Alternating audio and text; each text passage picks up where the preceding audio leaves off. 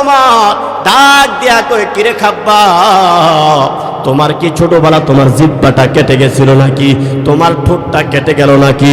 যেই কাটা জায়গাটা জোড়া লাগে নাই, ছিদ্র হয়ে গেছে, সেই জায়গা দিয়া পানিটা পড়ে গেল। হযরতে খাব্বাব ডাক দিয়া কয়, না না, আমার ছোটকালে কোনো আঘাতের মাধ্যমে আমার জিহ্বাটা কাটে নাই, আমার ঠোঁটও কাটে নাই, তাহলে পানিগুলা কেন জমিনের মধ্যে গড়গড় করে পড়ে গেল?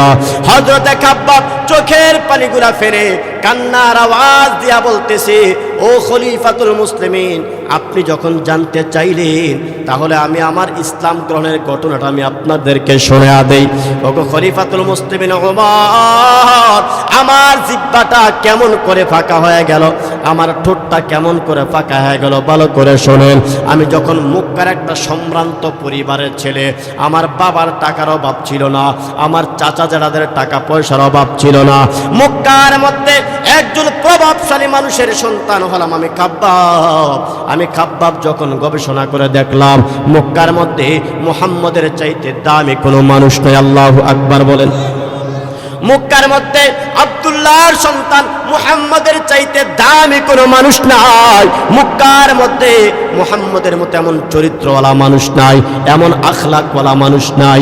যেমন তার চেহারা সুন্দর, তেমন তার আচরণ সুন্দর, তেমন তার চরিত্র সুন্দর, তেমন তার ব্যবহার সুন্দর, তেমন তার বংশ সুন্দর, সব কিছু সুন্দর। আমি চিন্তা গবেষণা করে আমি আমার মনের সাথে সিদ্ধান্ত নিলাম, না না, আমি আর আমার বাপ দাদার ধর্মের পূজা করব না, আমি আর মূর্তির পূজা করব না, আমি আমার মুহাম্মদের কাছে যেতে চাই, আমি মুহাম্মদের আল্লাহর ইবাদত করতে চাই, মুহাম্মদের খোদার ইবাদত করতে চাই। ঠিক আমি মুহাম্মদুর রাসূলুল্লাহর কাছে গিয়া বললাম, নবী গো, আমি আপনার দরবারে হাজির হয়ে গেলাম। আপনার চেহারার ভিতরে এত পরিমাণ মায়া আর এত পরিমাণ ভালোবাসা, আপনার চেহারার ভিতরে এত মায়া আর ভালোবাসা, ওগো পয়গম্বর, আপনার মতো এমন আদর্শবান যুবক মক্কার মধ্যে কাউরে পান্না পাই নাই। এবার আমি আপনার দরবারে বাপ দাদার সব সম্পদগুলা ফালাইয়া, বাপ দাদার দলবান্দারগুলি ফালাইয়া আমি আপনার দরবারে হাজির হয়ে গেলাম। আমারে আবার কালেমাটা পড়ে মুসলমানটা বানাইয়া দেন না। এই কথা বলার পর হযরতে নবী মুহাম্মদুর রাসূলুল্লাহ সাল্লাল্লাহু আলাইহি ওয়াসাল্লাম ডাক দিয়ে বলেন, ওরে খাব্বাব, দে হাতটা বাড়ায়া দে, আমি নবী তোমারে কালেমা পড়ে মুসলমান বানাইয়া দিলাম। হযরতে খাব্বাব ডাক দিয়া কয়, ওমর, আমি যখন কালেমা পড়ে মুসলমান হয়ে গেলাম, আমি মুসলমান হয়ে যাওয়ার পরে এমন একটা করুণ ইতিহাস, আমি মুসলমান কেন হইলাম? আমার চাচা যারা আমারে বাধা দিলেন। ডাক দিয়া বলেন, ওরে খাব্বাব, খবর পাইলাম তুমি নাকি আল্লাহর ইবাদত শুরু করেছো, তুমি নাকি মুহাম্মদের প্রভুর ইবাদত শুরু করে দিলা, তুমি নাকি কালেমা পড়ে মুহাম্মদের কাছে মুসলমান হয়ে গেলা। আমি খাব্বাব ডাক দিয়ে বললাম, হ্যাঁ হ্যাঁ, আমি কালেমা পড়ে মুসলমান হয়ে গেলাম। ঠিক এমন সময় আমার প্রতিবেশী মানুষেরা আমার হাতের মধ্যে রশি লাগাইয়া দিলেন, আমার পায়ের মধ্যে রশি লাগাইয়া আমার জমিনের মধ্যে চিৎ করে আবার বুকটা মাটির নিচে দিয়ে শোয়া দিলেন।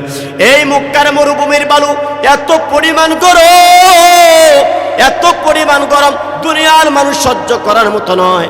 খালি পায়ে কোনো মানুষ মরুভূমির বালু দিয়ে হাঁটতে পারে না, এত পরিমাণ গরম বালুর ভিতরে আমার হাতে পায়ে রশি লাগাইয়া ওই মক্কার বেঈমানের দলেরা আমার জমিনের মধ্যে চিৎ করে। ও পাহাড় এলাকার মুসলমান যুবক, ও বৃদ্ধ বাবাজি, আমার পর্দার অন্তরের মা, আমার মালিকের দরবারে প্রশংসা করা দরকার।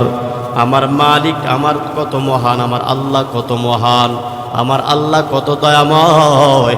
আমাকে আপনাকে হাজারো মানুষ থেকে যাচাই বাছাই কইরা, কত মানুষ দোকানের সামনে দাঁড়াইয়া নিজের মূল্যবান সময়টাকে নষ্ট করিয়া দেয়। কত মানুষ আছে টেলিভিশনের সামনে দাঁড়াইয়া নিজের মূল্যবান সময়টা নষ্ট করে দিতেছে, ফেসবুক চালায়া নষ্ট করে দেয়। কত আওয়াজ করে বলেন ঠিক কিনা? আমার আল্লাহ এত মহান, আমার আল্লাহ এত দয়াময়, আমাকে আপনাকে তাদের থেকে যাচাই বাছাই কইরা জান্নাতের বাগানে বসাইলেন। এটা আমার আপনার জন্য বড় একটা নিয়ামত। কথা বলেন ঠিক কিনা? এ মুসলমান বাবাজি আমার, আল্লামা আনোয়ার শাহ কাশ্মীরি রহমতুল্লাহ আলাইহি এত বড় একজন জলিল কাদর আলেম, এমন একজন মুতাবার আলেম, উপমহাদেশে তিনি শ্রেষ্ঠ একজন আলেম ছিলেন, আল্লাহর ওলি ছিলেন। হযরত আনোয়ার শাহ কাশ্মীরি রহমতুল্লাহ আলাইহি আল্লাহর নবী এই হাদিসের ব্যাখ্যা করে জানায়া দেন, আমার রব আমার আল্লাহ ডাক দিয়া জানায়া দেন, ওরে জান্নাতের ফেরেশতা যা তাকায়া দেখ, ওই যে পাহাড় পুরো এলাকায় আমি আল্লাহর কোরআনের বয়ান হয়, আমার পয়গম্বরের সুন্নতের বয়ান হয়, ওই যে কিছু যুবক রাস্তাঘাটে দাঁড়াইয়া, দোকানের সামনে দাঁড়াইয়া, টেলিভিশনের সামনে দাঁড়াইয়া, বেপরদা দাঁড়াইয়া নিজের মূল্যবান সময়টা নষ্ট করে দেয়, আমি মালিকের কুদরতি নজর ওই বান্দার কপালে পড়ে গেল। ও জান্নাতের ফেরেশতা যা, আমি মালিকের কুদরতি নজর ওই বান্দার কপালে পড়ে গেল, ওই বান্দার গলাটার মধ্যে জান্নাতের শিকল লাগাইয়া ওই বান্দাটাকে টানিয়া টানিয়া জান্নাতের বাগানে বসায়া দাও। সুবহানাল্লাহ। এ বাবাজি আমার, আজকে যেই সকল যুবক ভাই বৃদ্ধ বাবাজি আমার লম্বা টাইম পর্যন্ত এই জান্নাতের বাগানের মধ্যে বসা, নিজের যোগ্যতায় নাকি আল্লাহ বসাইছেন? আরো জোরে বলেন, আমার আল্লাহ বসাইছেন। ওরে মুসলমান ইমানদার, আমার আল্লাহ ছাড়া আমার আপনার আপন কেহ নাই, আমার আপনার নবী ছাড়া আমার আপনার আপন কেহ নাই।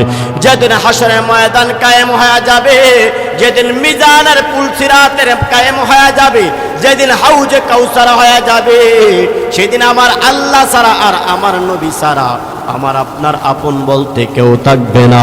আমার মা আমার আপন না, আমার বাবা আমার আপন না, আমার সন্তান আমার আপন না, আমার মেয়ে আমার আপন না, আমার ভাই আমার আপন না। যিনি আপন তিনি হলেন রহমাতুল লিল আলামিন। আওয়াজ করে বলেন ঠিক কিনা? চলো চলো চলো মোমেন জান্নাতের ওই বাগানে, নবী বিনে কে তোড়াবে পুলসিরাত মিজানে, নবী বিনে কে তোড়াবে পুলসিরাত মিজানে। চলো চলো চলো মোমেন চলো নবীর সন্ধানে, নবী বিনে কে তোড়াবে পুলসিরাত মিজানে। ও গো নবীর উম্মতেরা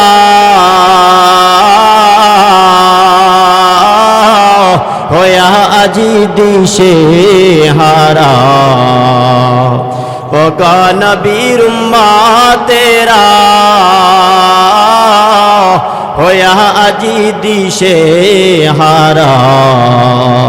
কোরআন হাদিস সাইরা দিয়া করছো যাহা চায় মনে, কোরআন হাদিস সাইরা দিয়া করছো যাহা চায় মনে, নবী বিনে কে তোড়াবে পুলসিরাত মিজানে, নবী বিনে কে বিলাবে পুলসিরাত মিজানে। কথা বলেন ঠিক কিনা? এমন এতিম নবী আমার,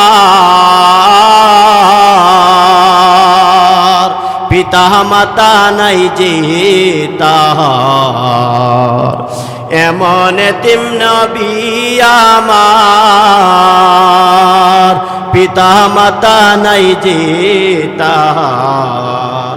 তারপরেও কত মারা মারলো কাফের দুশ্মনে, তারপরেও কত মারা মারলো কাফের দুশ্মনে, নবী বিনে কে তোড়াবে পুলসিরাত মিজানে, নবী বিনে কে তোড়াবে পুলসিরাত মিজানে। কথা বলেন ঠিক কিনা? এ মুসলমান বাবাজি আমার, মিজানের পাল্লার সামনে আমার আপনার নবী ছাড়া কেউ আপন হবে না, মিজানের সামনে আমার নবী ছাড়া কেউ থাকবে না, হাউজে কাউসার আমার নবী ছাড়া কেউ থাকবে না, পুলসিরাতের বিপদের সময় আমার নবী ছাড়া কেউ থাকবে না, হাসরের মাঠে বিপদের সময় আমার নবী ছাড়া কেউ থাকবে না। যিনি থাকবেন তিনি আমার নবী। এই জন্য মুসলমান ইমানদার আওয়াজ দিয়া বলতে হবে, আমার নবীর চাইতে দামি কোন নবী আল্লাহ দুনিয়াতে পাঠান নাই। কথা বলেন ঠিক কিনা? আমার নবীর চাইতে দামি কোনো পয়গম্বর আল্লাহ দুনিয়ার জমিনে পাঠান নাই। আমার নবী হলেন সকল নবীদের নবী, কথা বলেন ঠিক কিনা? আমার নবী হলেন ইমামুল আম্বিয়া, খাতামান নবীন, শাফিউল মুজনাবিন, রাহমাতুল লিল আলামিন। আমার নবীর চাইতে দামি কোনো নবী নাই, আমার নবীর চাইতে দামি কোনো পয়গম্বর নাই, আমার নবীর চাইতে দামি কোনো রাসূল আল্লাহ পাঠান নাই। আমার নবী হলেন শ্রেষ্ঠ পয়গম্বর, আমরা হলাম শ্রেষ্ঠ নবীর শ্রেষ্ঠ উম্মত। আওয়াজ দিয়ে বলেন ঠিক কিনা? শ্রেষ্ঠ নবীর শ্রেষ্ঠ উম্মত হলাম আমরা। এ মুসলমান বাবাজি আমার, আমার রব আমার আল্লাহ যেই পরিমাণ নিয়ামত আমারে আপনাকে দিলেন, যদি আল্লাহ দেওয়া নিয়ামতের একটা মাত্র নিয়ামতের যদি প্রশংসা আমি আপনি লিখতে আরম্ভ করে দেই, ও বাবাজি আমার আপনার জিন্দেগি শেষ হয়ে যাবে, আমার আপনার জীবন শেষ হয়ে যাবে, কিয়ামত হয়ে যাবে।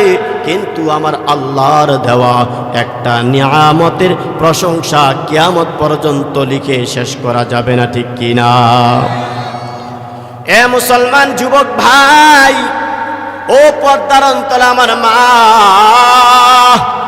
আমার আল্লাহ দেখার জন্য আমারে দুইটা চক্ষু দিছে, আমার আল্লাহ ধরার জন্য দুইটা হাত আমারে দিলেন, হাঁটার জন্য পা দিলেন, কথা বলার জন্য জিহ্বা দিলেন, সবর করার জন্য আল্লাহ কান দিলেন। কত মানুষ আছে যাদের চোখ আছে, চোখ দিয়া দেখতে পান না, নাক আছে নাক দিয়া ঘ্রাণ পান না, কান আছে কান দিয়া শোনেন না, হাত আছে হাত দিয়া ধরতে পারেন না, জিহ্বা আছে জিহ্বা দিয়া কথা বলতে পারে না, পা আছে পা দিয়া হাঁটতে পারে না, মাথা আছে মাথায় কোনো কাজ করে না, পাগল হয়ে গেছে।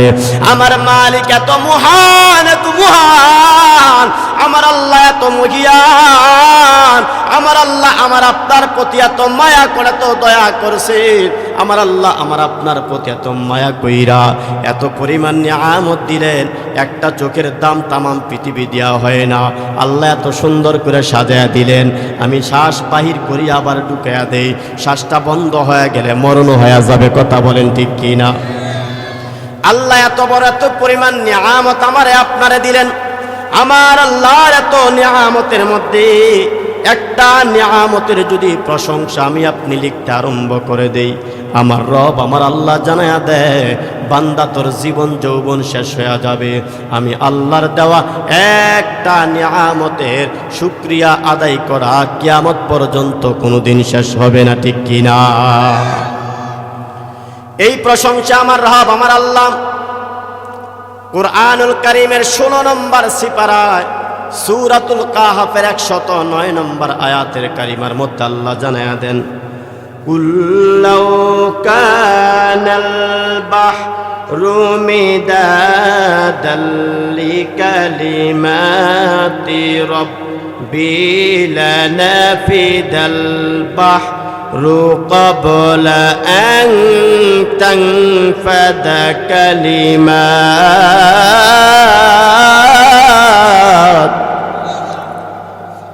أن تنفد كلمات ربي ولو جئنا بمثله مددا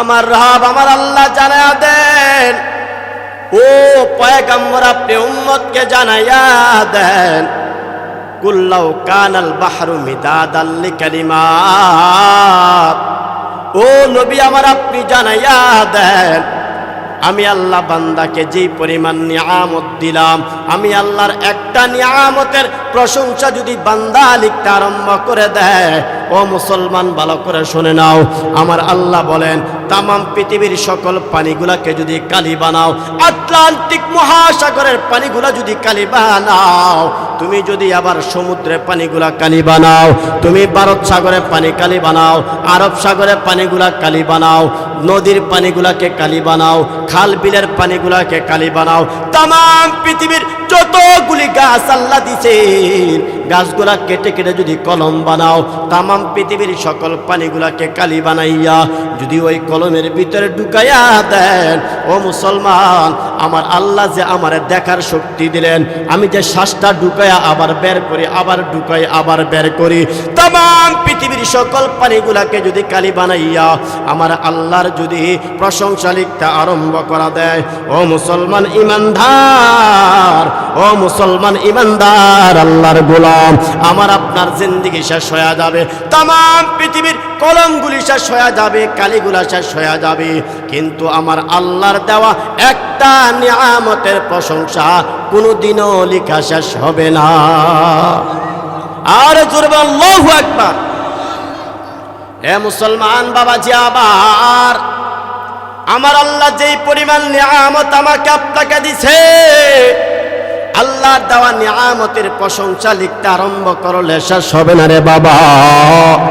শুধু তাই নয়, আল্লাহ বলেন ওয়ালাউ জিনা বিমিসলিহি মাদাদা, নদীর পানিগুলা শেষ হয়ে গেল, আটলান্টিক মহাসাগরের পানি শেষ হয়ে গেল, খাল বিলের পানিগুলা শেষ হয়ে গেল, তামাম পৃথিবীর পানি শেষ হয়ে যাওয়ার পরে আবার যদি পানি আইনা কালি বানায় শেষ হয়ে যাবে, আবার আইনা কালি বানায় এটাও শেষ হয়ে যাবে।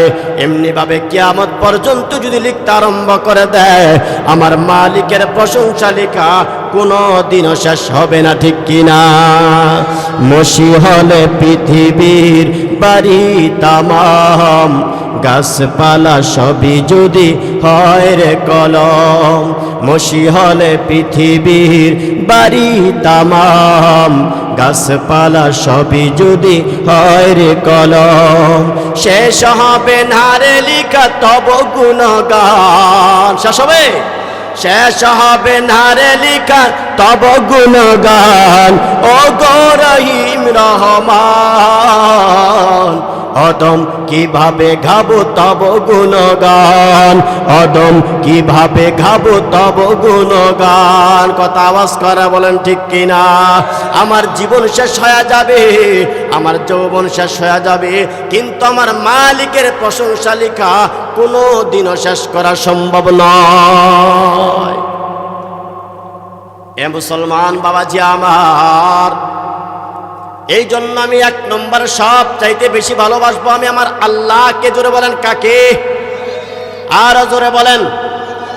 এক নম্বরে আমি আমার দুনিয়ার সব কিছুর চাইতে আমি আমার আল্লাহকে ভালোবাসবো। আমার আল্লাহকে ছাড়া আল্লাহর চাইতে বেশি আর কাউকে ভালোবাসা যাবে না। আল্লাহর পরে দুই নম্বরে আমি ভালোবাসবো আমার আপনার মনের নবী, মায়ার নবী, দয়ার নবী, রহমতের নবী মুহাম্মদুর রাসূলুল্লাহকে। কথা বলেন ঠিক কিনা?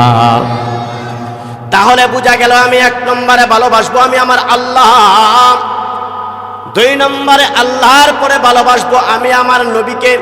আমার নবীকে আবার এত ভালোবাসা যাবে না যে আল্লাহর চাইতে বেশি হয়ে যায়। আল্লাহর চাইতে বেশি নবীরে ভালোবাসা যাবে না, আল্লাহরে বেশি ভালোবাসতে হবে। আল্লাহর পরে দুই নম্বরে নবীকে ভালোবাসতে হবে। এ মুসলমান ইমানদার, এক নম্বরে আল্লাহর ভালোবাসা, দুই নম্বরে নবীর ভালোবাসা, তিন নম্বরে মা বাবার ভালোবাসতে হবে। কথা বলেন ঠিক কিনা?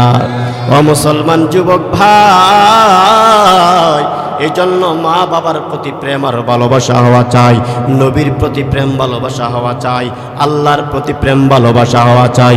আল্লাহর প্রতি প্রেম ভালোবাসার নমুনা হলো আল্লাহর সাথে কাউকে শরীক বানানো যাবে না। কথা বলেন ঠিক কিনা?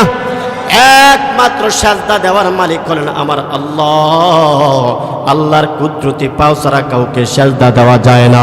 চন্দ্রকে দেওয়া যায় না, সূর্যকে দেওয়া যায় না, পীরকে দেওয়া যায় না, মাজারে দেওয়া যায় না, বাজারে দেওয়া যায় না।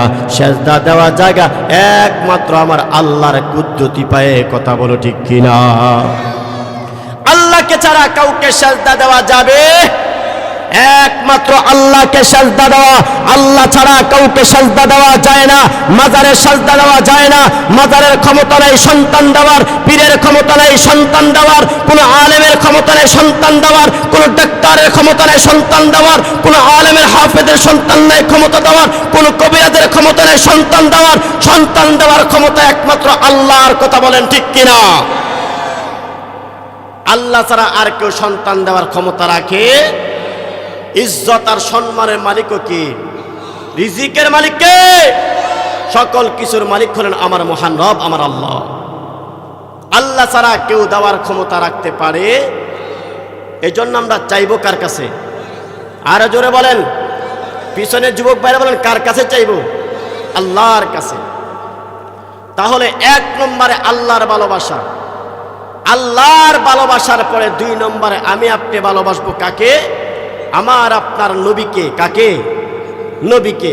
সাহাবায়ে কেরাম আমাদের চাইতে নবীকে বেশি ভালোবাসছেন না কম বাসছেন? বেশি বাসছেন। জোরে বলেন, কি বাসছেন? বেশি ভালোবাসছেন। সাহাবায়ে কেরাম কি পরিমাণ ভালোবাসছেন আমি একটা হাদিসের ঘটনা আপনাদেরকে শোনায়া দিয়ে যাই। আল্লাহর নবীর একজন সাহাবী খলিফাতুল মুসলিমিন ওমর, হযরত ওমর ইবনুল খাত্তাব রাদিয়াল্লাহু তাআলা আনহু, তিনি যখন অর্ধেকটা জাহানের প্রধান বিচারপতি, প্রধান অর্ধেকটা পৃথিবীর তিনি যখন প্রধানমন্ত্রী, বাংলাদেশের মতো ছোটখাটো দেশের মন্ত্রী তিনি নন, তামাম পৃথিবীর যতগুলি দেশ আছে সমস্ত দেশের অর্ধেকটা পৃথিবীর শাসনকর্তা ছিলেন খলিফাতুল মুসলিমিন ওমর। জোরে বলেন সুবহানাল্লাহ। আল্লাহ নবীর সাহাবী খলিফাতুল মুসলিমিন ওমর যখন তিনি দেশের প্রধান বিচারপতি, খলিফাতুল মুসলিমিন ওমরের সামনে আল্লাহর হাবিবের একজন মাজলুম সাহাবী, যেই মাজলুম সাহাবীর নাম হলো হযরতে খাব্বাব রাদিয়াল্লাহু তাআলা আনহু। গভীর মনোযোগ দিয়া বাবা শুনবেন, যুবক ভাইয়েরা গভীর মনোযোগ দিয়া শুনবেন। হাদিসের এই ইতিহাসটা বলার পরেই আমি আমার বয়ান শেষ করে দিচ্ছি। আল্লাহর হাবিবের সাহাবী হযরতে খাব্বাব খলিফাতুল মুসলিমিন, অর্ধেক জাহানের প্রধান বিচারপতি, অর্ধেকটা জাহানের প্রধানমন্ত্রী খলিফার সামনে বসলেন। হযরত ওমর এমন একজন প্রধানমন্ত্রী ছিলেন, আমার দেশের মন্ত্রীদের মতো মন্ত্রী ছিলেন না। আমার দেশের মেম্বার হলে তার চেয়ারের অভাব থাকে না, টাইলসওয়ালা বাড়ি থাকে, বিল্ডিং থাকে, গাড়ি দিয়া চলে, টাকার অভাব নাই, ব্যাংক ব্যালেন্সের অভাব নাই। চেয়ারম্যান হলে তো কথাই নাই, এমপি হলে তো আরো কথা নাই, মন্ত্রী হলে আরো বেশি নাই। কথা বলেন ঠিক কিনা? খলিফাতুল মুসলিমিন ওমর ইবনুল খাত্তাব রাদিয়াল্লাহু তাআলা আনহু, আল্লাহ নবীর সাহাবী হযরত ওমর অর্ধেকটা জাহানের প্রধানমন্ত্রী, বাংলাদেশের মতো ছোট দেশের প্রধানমন্ত্রী নয়। তিনি যখন রাস্তায় বের হতেন, কে রাজা আর কে প্রজা কোনো ভেদাভেদ ছিল না। খলিফাতুল মুসলিমিন ওমর মাথার নিচে একটা কাঁচা ইট দিয়া খাজুরের পাতাগুলি জমিনের মধ্যে বিছাইয়া মাটির মধ্যে শুয়ে থাকতেন। ইহুদিরা তাকায় বলতেন, মুসলমানের নেতার দিকে তাকাও। মুসলমানের নেতার ভিতরে কোনো অহংকার নাই, কোনো হিংসা নাই, কোনো তাকাব্বুর নাই, কোনো বরত্ব নাই, কোনো বেটাগিরি নাই, কারো সামনে কাউকে অপমান করে না, কারো প্রতি জুলুম নির্যাতন করে না। মুসলমানের নেতা খলিফাতুল মুসলিমিন ওমর খাজুর গাছের নিচে, মাথার নিচে একটা কাঁচা ইট দিয়া একটা খাজুরের পাতা বিছাইয়া নিজের জীবন এমন স্বাভাবিকভাবে কাটাইতেন। খলিফাতুল মুসলিমিন ওমর ইবনুল খাত্তাব রাদিয়াল্লাহু তাআলা আনহুর সামনে আল্লাহর নবীর একজন সাহাবী হযরতে খাব্বাব বসলেন। ওমর ডাক দিয়া বলেন, ও সাহাবায়ে কেরাম, আমার দরবারে নবীর মাজলুম সাহাবী খাব্বাব আমার দরবারে মেহমান হলেন, তোমরা খাবার দাও, খাবারের ব্যবস্থা করে দাও। এবার খাব্বাবের সামনে সাহাবায়ে কেরাম ওমরের যিনি খাদেম ছিলেন, 1 গ্লাস পানি দিলেন, খাজুর দিলেন, ছাতু দিলেন। খলিফাতুল মুসলিমিনের সামনে হযরত খাব্বাব রাদিয়াল্লাহু তাআলা আনহু যখন তিনি পানিটা মুখের ভিতরে দিয়া পানিটা যখন পান করতে আরম্ভ করলেন, মুসলমান বাবাজিরা আমার, এবার পানিটা যখন জিহ্বার মধ্যে লেগে গেল, জিহ্বার ফাঁকা দিয়া পানিটা নিচের ঠোঁটে পড়ে গেল, নিচের ঠোঁট থেকে পানিগুলো জমিনের মধ্যে পড়ে গেল। ঠিক এই দৃশ্যটা অবলম্বন করে খলিফাতুল মুসলিম ওমর তাকায় তাকায় দেখলেন হযরত ওমর ডাক দিয়া কই, কিরে খাব্বাব, তোমার কি ছোটবেলা তোমার জিহ্বাটা কেটে গেছিল নাকি? তোমার ঠোঁটটা কেটে গেল নাকি? যেই কাটা জায়গাটা জোড়া লাগে নাই, ছিদ্র হয়ে গেছে, সেই জায়গা দিয়া পানিটা পড়ে গেল। হযরতে খাব্বাব ডাক দিয়া কয়, না না, আমার ছোটকালে কোনো আঘাতের মাধ্যমে আমার জিহ্বাটা কাটে নাই, আমার ঠোঁটও কাটে নাই, তাহলে পানিগুলা কেন জমিনের মধ্যে গড়গড় করে পড়ে গেল? হযরতে খাব্বাব চোখের পানিগুলা ফেলে কান্নার আওয়াজ দিয়া বলতেছে, ও খলিফাতুল মুসলিমিন, আপনি যখন জানতে চাইলেন তাহলে আমি আমার ইসলাম গ্রহণের ঘটনাটা আমি আপনাদেরকে শোনা দেই। ওগো খলিফাতুল মুসলিমিন ওমর, আমার জিহ্বাটা কেমন করে ফাঁকা হয়ে গেল, আমার ঠোঁটটা কেমন করে ফাঁকা হয়ে গেল ভালো করে শোনেন। আমি যখন মক্কার একটা সম্ভ্রান্ত পরিবারের ছেলে, আমার বাবার টাকার অভাব ছিল না, আমার চাচা জাদাদের টাকা পয়সার অভাব ছিল না, মক্কার মধ্যে একজন প্রভাবশালী মানুষের সন্তান হলাম আমি খাব্বাব। আমি খাব্বাব যখন গবেষণা করে দেখলাম মক্কার মধ্যে মুহাম্মদের চাইতে দামি কোনো মানুষ নয়। আল্লাহু আকবার বলেন। মক্কার মধ্যে আব্দুল্লাহর সন্তান মুহাম্মদের চাইতে দামি কোনো মানুষ নাই। মক্কার মধ্যে মুহাম্মদের মতো এমন চরিত্রওয়ালা মানুষ নাই, এমন আখলাকওয়ালা মানুষ নাই। যেমন তার চেহারা সুন্দর, তেমন তার আচরণ সুন্দর, তেমন তার চরিত্র সুন্দর, তেমন তার ব্যবহার সুন্দর, তেমন তার বংশ সুন্দর, সব কিছু সুন্দর। আমি চিন্তা গবেষণা করে আমি আমার মনের সাথে সিদ্ধান্ত নিলাম, না না, আমি আর আমার বাপ দাদার ধর্মের পূজা করব না, আমি আর মূর্তির পূজা করব না, আমি আমার মুহাম্মদের কাছে যেতে চাই, আমি মুহাম্মদের আল্লাহর ইবাদত করতে চাই, মুহাম্মদের খোদার ইবাদত করতে চাই। ঠিক আমি মুহাম্মদুর রাসূলুল্লাহর কাছে গিয়া বললাম, নবী গো, আমি আপনার দরবারে হাজির হয়ে গেলাম। আপনার চেহারার ভিতরে এত পরিমাণ মায়া আর এত পরিমাণ ভালোবাসা, আপনার চেহারার ভিতরে এত মায়া আর ভালোবাসা। ওগো পয়গম্বর, আপনার মতো এমন আদর্শবান যুবক মক্কার মধ্যে কাউরে পাই নাই। এবার আমি আপনার দরবারে বাপ দাদার সব সম্পদগুলা ফালাইয়া, বাপ দাদার দলবান্দারগুলি ফালাইয়া আমি আপনার দরবারে হাজির হয়ে গেলাম। আমার আবার কালেমাটা পড়ে মুসলমানটা বানাইয়া দেন না।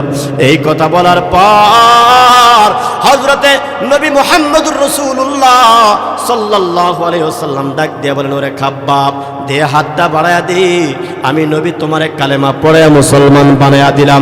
হযরতে খাব্বাব ডাক দিয়ে ওমর, আমি যখন কালেমা পড়ে মুসলমান হয়ে গেলাম, আমি মুসলমান হয়ে যাওয়ার পরে এমন একটা করুণ ইতিহাস, আমি মুসলমান কেন হইলাম? আমার চাচা যারা আমারে বাধা দিলেন। ডাক দিয়া বলেন, ওরে খাব্বাব, খবর পাইলাম তুমি নাকি আল্লাহর ইবাদত শুরু করেছো, তুমি নাকি মুহাম্মদের প্রভুর ইবাদত শুরু করে দিলা, তুমি নাকি কালেমা পড়ে মুহাম্মদের কাছে মুসলমান হয়ে গেলা। আমি খাব্বাব ডাক দিয়ে বললাম, হ্যাঁ হ্যাঁ, আমি কালেমা পড়ে মুসলমান হয়ে গেলাম। ঠিক এমন সময় আমার প্রতিবেশী মানুষেরা আমার হাতের মধ্যে রশি লাগাইয়া দিলেন, আমার পায়ের মধ্যে রশি লাগাইয়া আমার জমিনের মধ্যে চিৎ করে আবার বুকটা মাটির নিচে দিয়ে শোয়া দিলেন। এই মক্কার মরুভূমির বালু এত পরিমাণ গরম, এত পরিমাণ গরম, দুনিয়ার মানুষ সহ্য করার মতো নয়। খালি পায়ে কোনো মানুষ মরুভূমির বালু দিয়ে হাঁটতে পারে না, এত পরিমাণ গরম বালুর ভিতরে আমার হাতে পায়ে রশি লাগাইয়া ওই মক্কার বেঈমানের দলেরা আমার জমিনের মধ্যে চিৎ করে শোয়া দিয়া আমার পিঠের উপর একটা পাথর দিয়া চাপা দিয়া দিলেন। পাথর দিয়া চাপা দেওয়ার পরে আমি চিৎকার করে কান্না করলাম। আমারে আবার ডাক দিয়া, ওরে খাব্বাব, তুমি এত পরিমাণ কান্নার আওয়াজ উঠিয়া দিলা, তুমি কি মুহাম্মদের একটা গালি দিতে রাজি হইবা কিনা? মুহাম্মদের একটা গালি দিবা কিনা? আমি খাব্বাব ডাক দিয়া বললাম, না না, আমার জীবন চলে যাবে, আমার কোনো দুঃখ নাই, কিন্তু আমার নবীকে আমি গালি দিতে রাজি না, আমার নবীর বিরুদ্ধে কথা বলতে রাজি না, আমার আল্লাহর বিরুদ্ধে কথা বলতে রাজি না। ও পাহাড় এলাকার মুসলমান বৃদ্ধ বাবা, ও যুবক ভাইয়েরা, আমার পর্দার অন্তরালের আমার মা বোনেরা, খুব ভালো করে শুনে নেন। ঠিক এমন সময় ওই মক্কার বেঈমানের দলেরা আমার যেই জিহ্বা দিয়া কালেমা পড়ে মুসলমান হইলাম, আমার ডাক দিয়া জিহ্বাটা দিয়ে একটা নবীরে গালি দাও।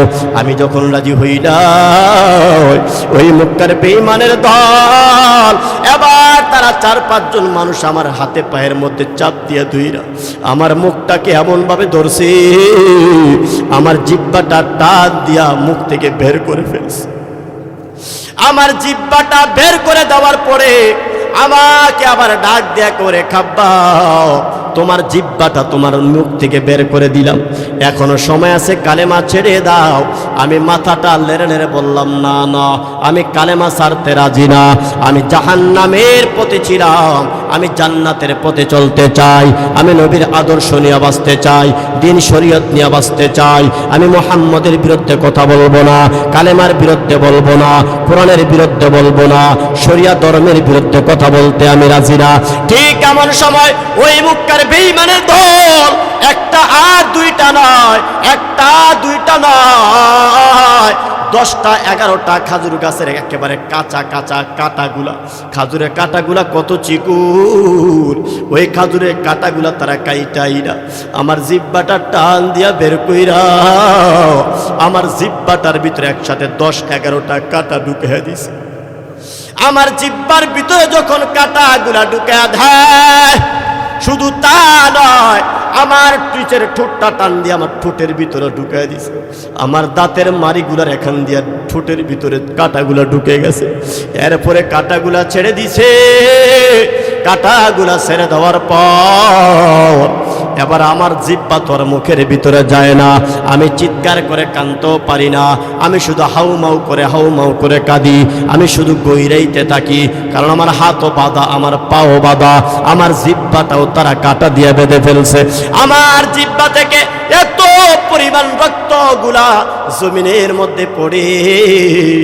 ও খলিফাতুল মুসলিমিন ওমর শুনলেন, আমার জিব্বা দিয়া রক্ত পড়তে আমার জিব্বার যে মধ্যখানে ফাঁকা হয়ে গেল, ওই ফাঁকাটা আর জোড়া লাগতেছে না, আর জোড়া লাগে না। আমি যে আজকে পানি খাওয়ার পরে আমার জিব্বার ফাঁকা দিয়া পানিগুলা আমার ঠোঁটে পড়ে গেছে, আর আমার ঠোঁটের ফাঁক দিয়া পানিগুলা মাটিতে পড়ে গেল। ওগো ওমর,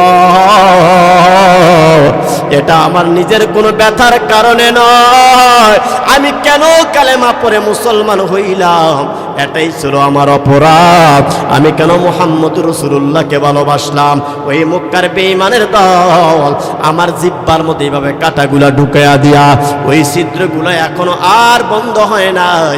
এই জন্য আমার এই ছিদ্রগুলো দিয়া পানি খাইলে পানিগুলা জমিনের মধ্যে পড়ে যায়।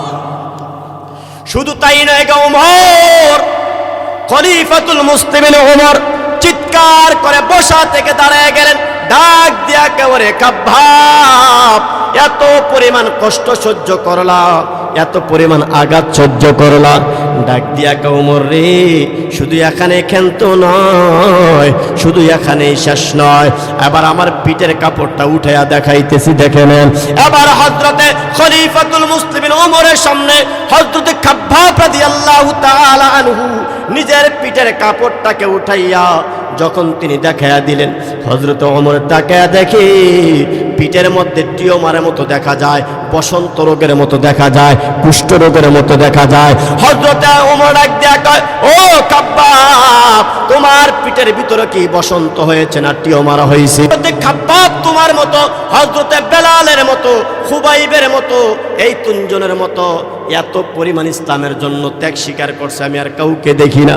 এবার কাব্বাব ডাক দিয়া কয়, শুধু এখানেই শেষ নয়, আমি বাবাজি শেষ করে দিচ্ছি, সময় একেবারে শর্ট, বড় হুজুর হযরত চলে আসছেন, এই জন্য আমি শেষ করে দিতেছি। হযরত ওমরকে ডাক দিয়া বলেন, ও কাব্বাব বলো। ওমরকে ডাক দেয়া, ওমর শোনে নাও, আমি আমার হাতের মধ্যে রশি লাগাইয়া আমার শেষ সর্বশেষ আমার একটা কি দিলেন, ওয়ারিং দিলেন, বলে এবার তোমার শেষ সুযোগ দেওয়া হবে। তুমি যদি মুহাম্মদকে জবান দিয়া একটা গালি দিতে পারো, একটা বকা দিতে পারো, তোমার আর মারা হবে না, তোমাকে আর অত্যাচার করা হবে না। এবার আমার হাতের মধ্যে রশি লাগাইয়া, পায়ের মধ্যে রশি লাগাইয়া, খাজুরের কাঁটাগুলা শুয়ের মতো করে করে আমার এই আঙ্গুলের ভিতরের মধ্যে ঢুকিয়ে দিছে, আমার আঙ্গুলের নখ দিয়া ঢুকাইছে। আমি চিৎকার করে ছোট বাচ্চার মতো হাউমাউ করে কান্না করতেছিলাম। ওই মক্কার বেঈমানের দল আমার চেহারার অবস্থা দেখা, আমার গায়ের অবস্থা দেখা, যে খাব্বাবের 10টা আঙ্গুলের ভিতরে 10টা কাঁটা ঢুকিয়ে দিছে। ওরে বাবা, সামান্য একটা হাল যদি জারুর শলা যদি আমাদের আঙ্গুলে ঢুকে কি পরিমাণ ব্যথা হয়। 10টা আঙ্গুলের ভিতরে আবার যখন কাঁটাগুলা ঢুকিয়ে দিলেন, হযরতে খাব্বাব ছোট বাচ্চার মতো লাফায়া লাফায়া ঘুরে ঘুরে কান্দে রে। এবার মক্কার বেঈমানের দল ডাক দিয়ে করে, খাব্বাব একবার শুধু মুহাম্মদকে গালি দাও, তুমি এত পরিমাণ কেন কান্দো? তুমি কি কষ্টের কারণে কাঁদতেছো নাকি? খাব্বাব ডাক দিয়া কো, না না, আমার আঙ্গুলের ভিতরে কাঁটা ঢুকাইছো সেই জন্য ব্যথার কারণে কাঁদি না রে। বলে কেন কাঁদো? পিঠে কাঁটা ঢুকাইছো সেই জন্য কাঁদি নাই, জিহ্বায় কাঁটা ঢুকাইছো সেই জন্য কাঁদি নাই, নখে ঢুকাইছো সেই জন্য কাঁদি না। বলে কেন কান্না করতেছো? এই জন্য আমি কান্না করতেছি, এই জন্য আমি কাঁদতেছি। আমাকে তো আমার আল্লাহ মাত্র একটা জীবন দিলেন, মানুষ একবার মরে গেলে আর বাঁচে না, কথা বলেন ঠিক কি না? মানুষ একবার মরে গেলে আর বাঁচতে পারে না, দুনিয়ায় দ্বিতীয়বার আর আসে না। আমি এই জন্য কাঁদিরি। আমার দেহের মধ্যে যতগুলি পশম আল্লাহ দিলেন, আমার মাথায় যতগুলি চুল আমার আল্লাহ দিলেন, যদি ততবার আমি জীবন মরণ হয়ে যাওয়ার পরে, আমি আল্লাহর নবীর জন্য জীবন দেওয়ার পরে আমি মরে যাই, শহীদ হয়ে যাইতাম, আবার যদি আমাকে জীবন দিত আবার শহীদ হয়ে যাইতাম, আবার জীবন দিত আবার শহীদ হয়ে যাইতাম। আমার দেহের মধ্যে যতগুলি পশম আছে সবগুলি পশম পরিমাণ যদি জীবন আমার আল্লাহ দিত, আমি ততবার আমার নবীর জন্য জীবন দিয়ে দিতাম। আমি এই জন্য কাঁদি। আমি তোমাদের মায়ের ভয়ে আমি কান্না করি না। মেরে ভাই, এই কথাটুকু আপনাদের সামনে আমি বলতে চাই। সাহাবায়ে কেরাম কি পরিমাণ কষ্ট আর কি পরিমাণ মুজাহিদা করেছেন, ইসলামের জন্য কি পরিমাণ কষ্ট করেছেন। আপনাদের কাছে এতটুকুই বলা যে সাহাবায়ে কেরাম নবীকে ভালোবাসছেন, এই দিন এমনি এমনি আমাদের কাছে আসে নাই। সাহাবায়ে কেরাম রাসূলের দান দান শহীদ হয়েছে, মাথার ভিতরে কড়া ঢুকে গেছিল, রাসূলের শরীর থেকে রক্ত ঝরেছে, সাহাবায়ে কেরামের শরীর থেকে রক্ত ঝরেছে, চামড়া ফুলে গেছে।